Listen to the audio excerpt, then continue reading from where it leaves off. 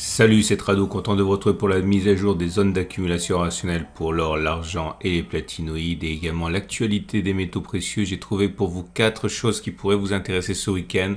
Première chose, alors c'est alors j'ai trouvé ça énorme à titre personnel. C'est pas la première fois, ça arrive régulièrement, mais c'est assez intéressant parce que ça vient quand même de personnalités publiques. C'est un article qui a été relayé par MSN et qui relate la proposition qui a été faite par un sénateur, celui du Texas, tout simplement d'adosser le dollar à l'or. Évidemment, tout le monde s'inquiète de l'accumulation massive, frénétique de métaux précieux par les BRICS, en particulier par la Chine. Tout le monde envisage la possibilité qu'un yuan adossé à de l'or vienne porter un coup de grâce au dollar et forcément la réplique c'est faire pareil. Et on ne sait absolument pas si ça va aller dans ce sens de manière pratique. On ne sait même pas si les Américains ont les moyens de le faire sans creuser leur propre tombe, mais en tout cas le fait que un sénateur, et encore une fois les sénateurs ne parlent pas librement, ce sont des choses qui ont été évidemment consultées en amont, propose de baquer le dollar à de l'or comme au bon vieux temps, ne peut pas manquer d'intéresser les investisseurs. Deuxième chose. C'est une actualité qui nous vient de l'Institut d'émission d'or de Perth, l'équivalent de la monnaie de Paris.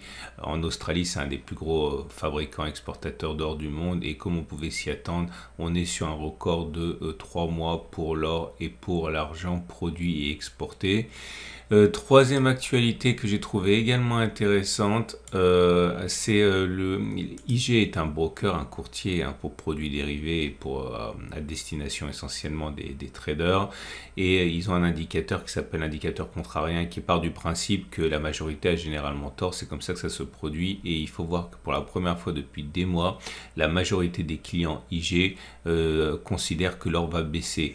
Et s'il se produit cette fois ce qui se produit généralement, à savoir que la majorité a généralement tort, ça veut dire que l'or n'est pas prêt de baisser. J'ai trouvé que c'était simplement intéressant de confronter une fois de plus l'opinion des petits porteurs et des investisseurs particuliers avec ce qui se passe généralement, à savoir, je le répète, que la majorité a généralement tort.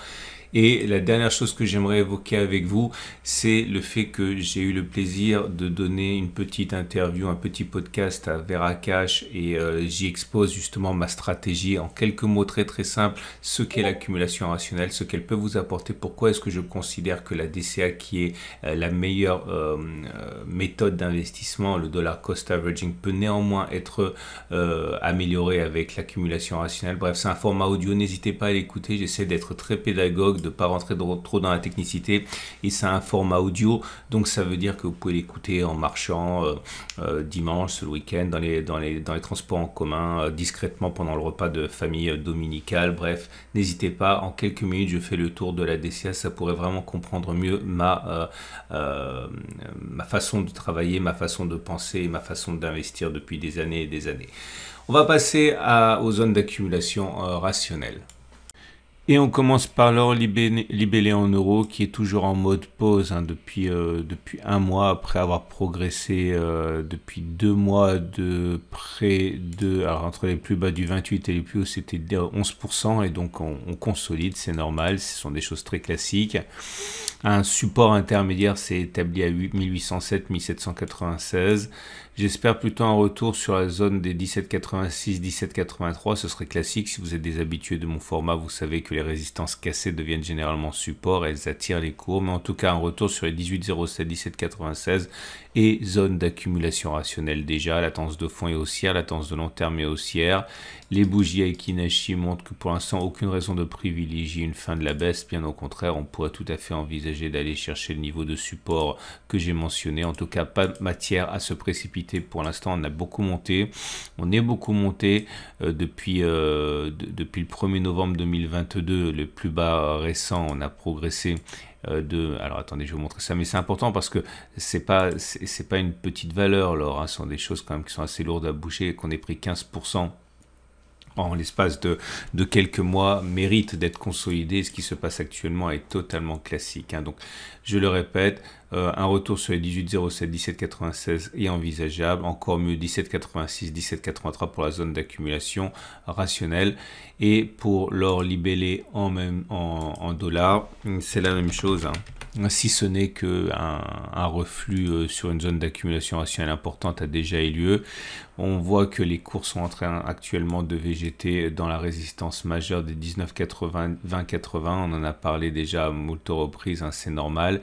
Là, le retour sur les 19,61, 19,50 a été zone d'accumulation rationnelle.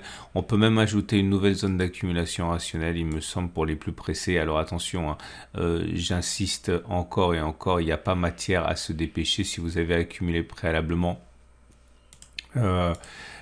C'était ici, hein, sur les 18,26, 17,77 ou 19,61, 19,50, mais il y en a eu plein de zones d'accumulation rationnelle, donc il n'y a vraiment pas matière à se précipiter pour acheter sur une zone de résistance, c'est-à-dire une zone qui est techniquement difficile à passer. Mais si vous êtes pressé, si vous n'avez pas eu le temps de commencer à accumuler, sachez que la zone ici comprise entre 20,10 et 1980 et zone d'accumulation rationnelle pour les plus pressés, hein. Donc pour l'instant la tendance de fond est toujours haussière, la tendance de long terme est toujours haussière, aucune raison a priori de penser que la tendance soit prête à s'inverser, mais je vous montre les données mensuelles pour que vous compreniez la falaise au pied de laquelle nous sommes, hein. Nous sommes sur un niveau de record historique. Est-ce que ça va être cassé? J'en ai la conviction, mais rien ne permet de dire que ce sera rapide, hein. Et vous voyez, c'est la zone qui a été créée en 2020 déjà, en pleine période Covid, hein. Donc non, ça ne sera pas facile à passer. Raison de plus pour ne pas se précipiter, et je l'ai dit, hein, prochaine zone d'accumulation rationnelle, ça nous renvoie à la zone dans laquelle nous sommes actuellement, donc uniquement pour ceux qui n'ont pas commencé déjà à accumuler, qui n'ont pas accumulé préalablement. Je vous rappelle que ce format vous est apporté par mon partenaire au coffre Veracash. Au coffre vous permet d'acheter de l'or, des larges d'argent, des platinoïdes, de vous le faire livrer ou de vous le conserver dans un coffre en France ou à l'étranger. Et ensuite vous pouvez acheter et vendre par l'entremise avec les autres clients au coffre. Et vous avez également Veracash, un produit exceptionnel, donc de l'or, de l'argent acheté, mais vous y adossez une carte Mastercard classique. Comme ça, si l'or et si l'argent montent, eh bien vous pouvez tout simplement dépenser plus avec votre carte. Ce sont des sponsors, n'hésitez pas à cliquer sur le lien en dessous pour aller visiter leurs produits, parce que c'est exactement ce qu'il vous faut. Je le répète, ce sont des sponsors. On passe à l'argent. L'argent libellé en euros qui indique que là aussi la consolidation est assez marquée, mais l'augmentation de l'argent a été encore plus folle, hein, puisque vous pouvez le voir entre le 9 mars et la séance d'aujourd'hui, on est monté de 25%, un quart de la valeur pris en même pas un mois. C'est trop, c'est beaucoup trop vite. Les zones d'accumulation rationnelle ont été nombreuses, hein. Il n'y a pas de raison de se précipiter. Néanmoins, pour ceux qui n'ont pas commencé à accumuler, on est déjà sur zone d'accumulation rationnelle ici, hein. On a connu une attaque baissière qui nous a amené sur les 23, 22,7. Ici, ça peut vous intéresser. Prochaine zone d'accumulation rationnelle, à mon avis, on va y aller, hein. Enfin, on va y aller. Il me semblerait dangereux de ne pas consolider davantage, hein, que ce qu'on fait actuellement. 21,9, 21,1, ça serait quand même un peu mieux. Ça vaudrait une baisse encore de 5 à 9% si on y va. Ça serait pas mal. Tendance de long terme et tendance de fond toujours haussière. Bougie Ekinashi, médiocre, mais pas baissier non plus, hein, puisque ça tient compte de la bougie précédente, donc ce qui était une bougie d'os, donc c'est toujours vert, même si c'est pas une bougie qui est très haussière. Et pour l'argent libellé en dollars, c'est identique. Il faut comprendre que c'est encore mieux, j'ai envie de dire, puisque le dollar est au centre, hein, de ce qui se passe actuellement au niveau de la panique bancaire, au niveau de, enfin, qui s'est bien décanté depuis. Mais voilà, on a connu une progression depuis les plus bas qui s'est établie à 30%. Ok, beaucoup trop. On a fait une première touchette sur la zone d'accumulation rationnelle des 24,6, 24,1, ancienne zone de résistance qui a été cassée, qui a changé de support. C'était le 6 février. Je crois qu'on peut considérer que cette zone d'accumulation rationnelle a maintenant glissé. Je vais la laisser là. Non, je ne vais pas la laisser là. Je vais l'ajouter ici. Ce n'est pas assez à mon avis. Il faudrait consolider plus, hein. Donc là, je la rectifie à 25, 24,6. je serais beaucoup plus à l'aise avec une consolidation qui nous amènerait sur la zone bleue, ici la zone d'accumulation rationnelle des 23 stocks 22,8.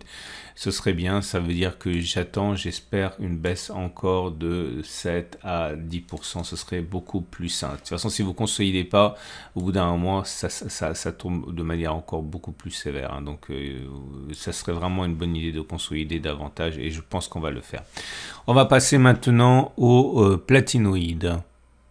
Et voilà le palladium qui a clairement rebondi sur la zone d'accumulation rationnelle, les 13, 23, 12, 95. On prend un petit peu d'altitude. Depuis les plus bas, la progression a été on va dire, allez, 5-6%. Au mieux, c'était même 6,5%.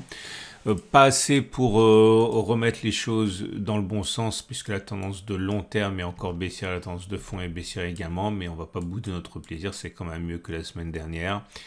Un retour sur la zone est absolument pas sûr, puisqu'on est en tendance qui est toujours baissière. Les bougies Aiki-Nashi d'ailleurs montrent qu'il y a évidemment un mieux, mais c'est toujours, bon, c'est pas mal, hein. C'est vert, c'est haussier, mais on est toujours en tendance baissière, donc à ce niveau on n'est absolument pas protégé d'un nouvel accès de faiblesse, mais je le répète, le plus important c'est de savoir qu'on est sur zone d'accumulation rationnelle à 13,23, 12,95 €, et c'est pareil pour le palladium, mais libellé cette fois en dollars. La progression depuis la zone d'accumulation rationnelle est 13,95, 13,67 est plus importante. On en est à 8% si ma mémoire est bonne. Non, je me trompe, on est à 10% maintenant.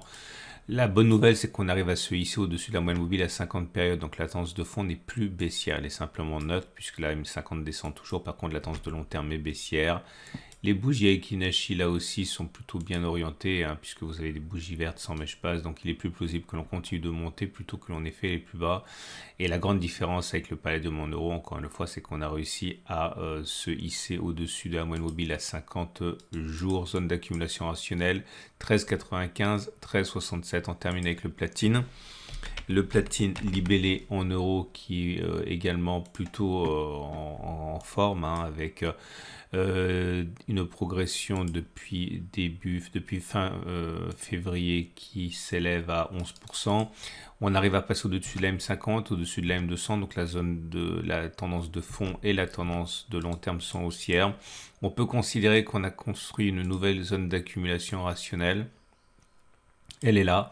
Ça veut dire que si vous avez un retour sur la zone, on va l'identifier ici, elle est entre 927 et 923, eh bien on sera sur zone d'accumulation rationnelle.